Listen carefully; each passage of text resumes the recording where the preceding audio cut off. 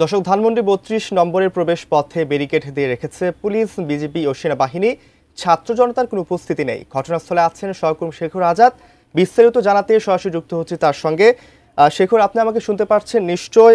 বাড়ি ভাঙার যে চেষ্টা চলছে সেটি প্রতিহত করার পর আইন শৃঙ্খলা বাহিনীর উপস্থিতি কেমন দেখছেন, এবং সেখানে নির্দিষ্ট কোনো জায়গাতে ব্যারিকেড দেওয়া হয়েছে নাকি পুরো এলাকা জুড়ে ব্যারিকেড দেওয়া হয়েছে? সার্বিক পরিস্থিতি আমাদের জানাবেন। রৌফ, ধানমন্ডি ৩২-এর এখনকার অবস্থা যদি বলি, যেই কালকে যে প্রশাসন ছিল এবং এখনও আছে, সেটা হচ্ছে যে প্রবেশ পথ, ধানমন্ডি ৩২-এ ঢোকার যে প্রবেশ পথ, সেই প্রবেশ পথে আপনারা দেখতে পাচ্ছেন যে পুলিশ, সেনাবাহিনী এবং বিজিবি তারা ব্যারিকেড দিয়ে রেখেছে এবং কাউকে ভিতরে ঢুকতে দিচ্ছে না। এমনকি গণমাধ্যম কর্মীকেও আসলে সকাল থেকে ভিতরে ঢুকতে দিচ্ছে না।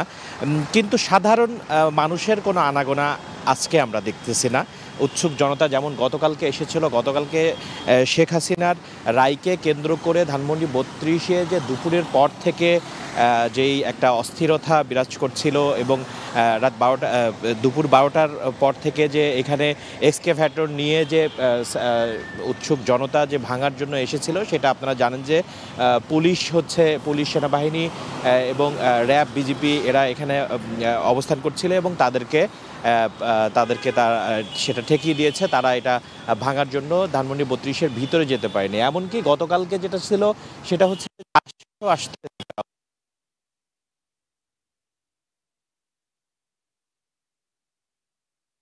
যে সামনের যে রাস্তা, যে মিরপুর যে রোড, এই রোড রাস্তা চলাচল করছে এবং গাড়ি চলাচল করছে এবং যেই ধানমন্ডি ৩২ নম্বর রোডে ঢোকার যে প্রবেশ পথ, সেই প্রবেশ পথে আপনারা পাচ্ছেন যে সেনাবাহিনী এবং বিজিবি এবং পুলিশ ব্যারিকেড দিয়ে রেখেছে। কাউকে এখন পর্যন্ত ভিতরে ঢুকতে দিচ্ছে